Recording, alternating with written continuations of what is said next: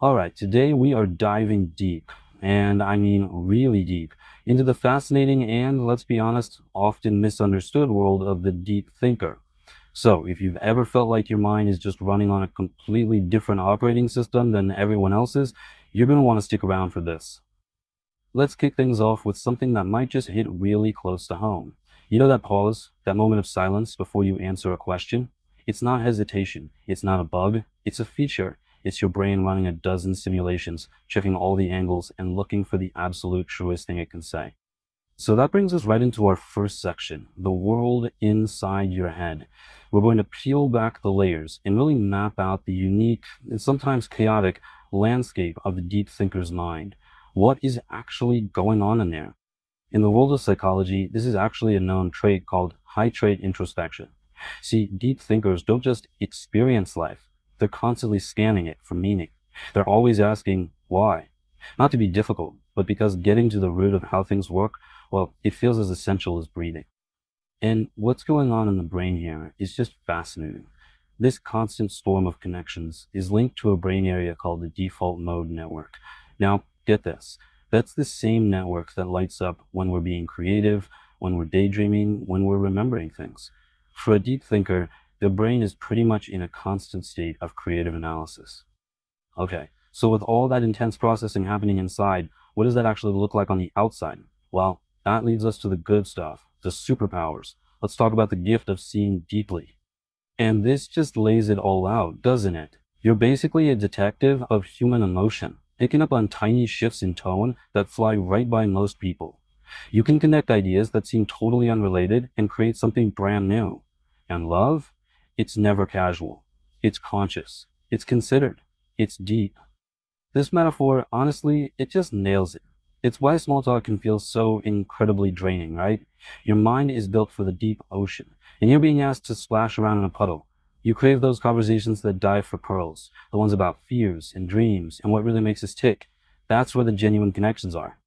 But, and this is a big but, that same powerful mental engine can become a trap. The very depth that lets you find those incredible pearls also carries the risk of, well, drowning in an ocean of your own thoughts. And this right here, this is the core struggle. It's the two sides of the same coin. That gift for insightful analysis, it can turn sour and become harmful rumination. That incredible self-awareness, it can magnify every single flaw until it's all you see. And that beautiful empathy, it can mean you walk into a room and absorb everyone's anxiety, which is just completely and utterly exhausting. And let's get something straight. This is not just overthinking. Rumination is a very specific mental pattern. It's when your brain gets stuck on a problem, replaying it over and over and over without ever finding a solution. It's a feedback loop from hell. And the research is sobering. Each major struggle with depression can increase the odds of it happening again by 16% simply because the mind learns that pathway. With all this intense brain power, it's easy for people to jump to one conclusion, that deep thinkers must just be smarter than everyone else. But when you actually look at the science, the truth is way more interesting. So let's just ask it point blank. Is there a direct link between being a deep thinker, which often goes hand in hand with introversion, and just having a higher IQ? Okay, so the data here is super fascinating. When you look at the big picture, the average IQ for introverts and extroverts is exactly the same. The difference is in where they shine. Introverts tend to crush the verbal tests, while extroverts often do better on the performance-based stuff. So it's not about being more intelligent, it's about having a different kind of intelligence. So the real takeaway here, the thing you need to remember, isn't about how much brain power you have. It's physiological.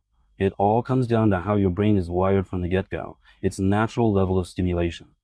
Yeah, this all comes down to a part of the brain stem called the ARAS. Think of it like a volume knob for your brain. Introverts are born with the volume already turned up high, so they seek out quiet to avoid getting overwhelmed. Extroverts, their volume knob is set lower, so they go to parties and seek out stimulation to turn it up to that perfect level. It's all just a search for that neurological sweet spot. Okay, so now that we get the why, let's get to the how. How do you actually manage this incredible high arousal mental engine without it running you into the ground? Let's talk about some tools.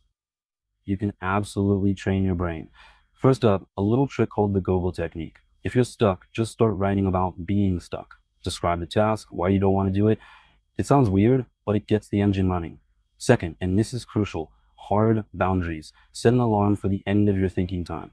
This forces your brain to be focused, and just as importantly, it teaches it to switch off. And finally, you need a mental cool down, a tunnel ritual, a walk, a song, anything that tells your brain, okay, we're done for today, time to rest. And this next tool is all about being the bouncer for your own mind. You have to actively choose your focus. Learn what you need from a negative experience, pull out the lesson, and then pivot. You have to actively shield your mind from dwelling there. It's a conscious choice, not something that just happens. All right, we've covered the gifts, the burdens, the science, and that brings us to the final and maybe the most profound piece of this whole thing. Where is this all leading? I mean, after a lifetime of diving for those pearls, of analyzing everything, of trying to connect all the dots, what's the end game? Is the goal to finally one day have all the answers? And the answer is this beautiful, beautiful paradox.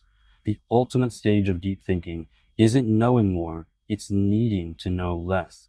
It's about letting go of the obsession to dissect every single moment and instead just living in it. Realizing that true depth isn't about drowning in your thoughts, it's about using all that clarity to finally achieve a sense of peace and just float.